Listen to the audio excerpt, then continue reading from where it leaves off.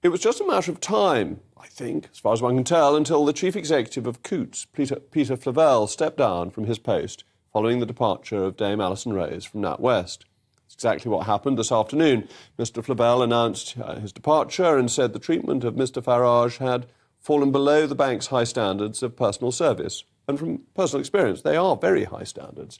As I said the other day, or usually, it's strange the banks took this long to act.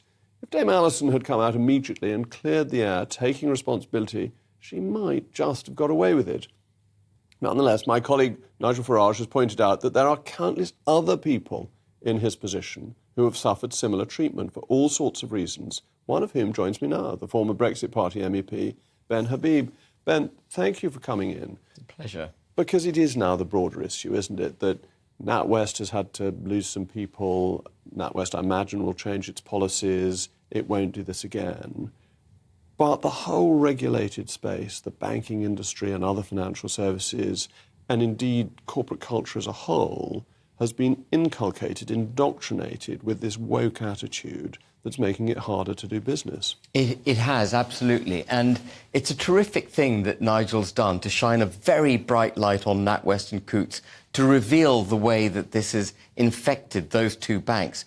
But as you say, it's very important we don't let the problem stop there, because the problem, which I think we discussed last time I was on, comes through the form of environmental, social and corporate governance regulations.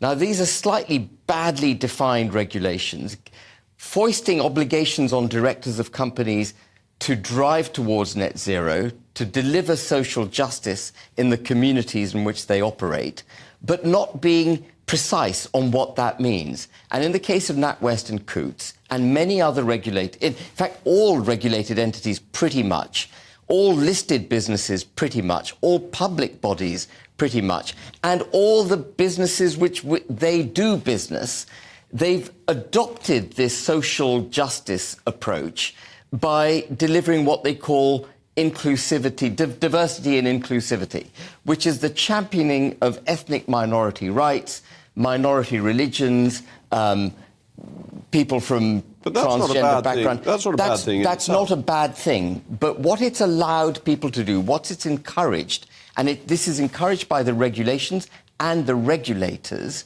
is for them to take a view on those issues insofar as other people are concerned.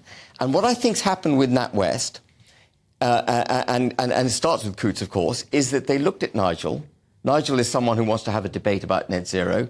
He's against immigration, unbridled immigration, the way that we're experiencing it. He wants to treat all ethnicities equally, not to champion black ethnicity or BAME or whatever it is over anything else. And they decided he was a bad man.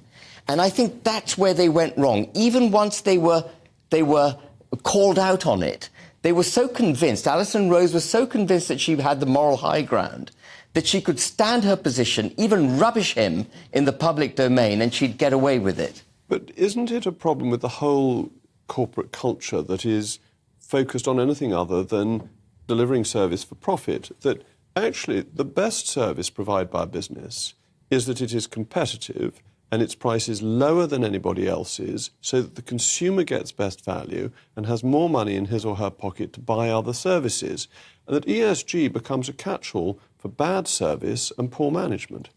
And higher costs. And higher costs, and therefore makes people worse off, makes consumers worse off. Absolutely. It's infected our economy, and it is undermining our economy. It's in every bit of our economic ecosystem.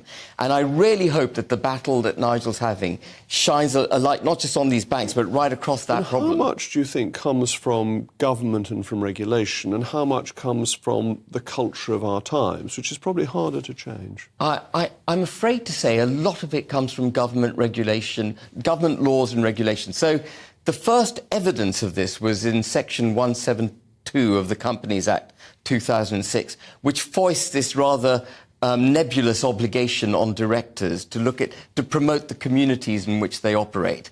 Then you have the medium and large listed companies reporting regulations 2008, which requires them to report on ESG. You have the listing rules from the stock exchange, which require listed companies to report on it, and so on and so forth. And there's a myriad of these laws and regulations, and they come together ultimately in an obligation to report on them.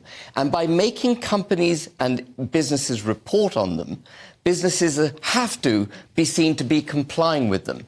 And as you say, the received wisdom, the established moral correctitude of the times in which we live is that diversity and inclusion is the way forward. When you and I were brought up, and I imagine this was the case for you, certainly was for me, I was told it doesn't matter what colour you are, doesn't matter where you came from, doesn't matter what your religion is, couldn't care about your sexual preferences. What we want you to be is a good, upstanding member of society. And that's where we've gone wrong. This is really important because discrimination is wrong whether it's positive or negative. That if you are holding one group of people back to promote another, that is fundamentally unfair, and the state should not be involved in picking one citizen over another. Absolutely. But that is precisely what these regulations have resulted in. So there's a regulatory encouragement of this.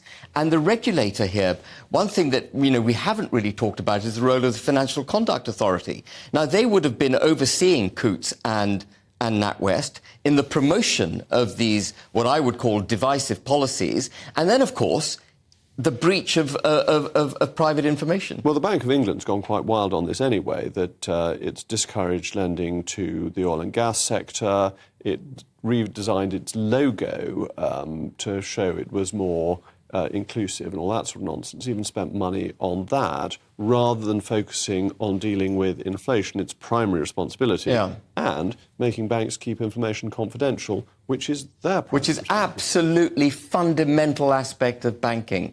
And this is the thing that really surprises me about the board of NatWest, is that when I heard that Dame Alison, and I heard in the GB News studio, had admitted that she was the source, I knew immediately she had to go and that it would be hours or days at most. I cannot understand why the board didn't get that.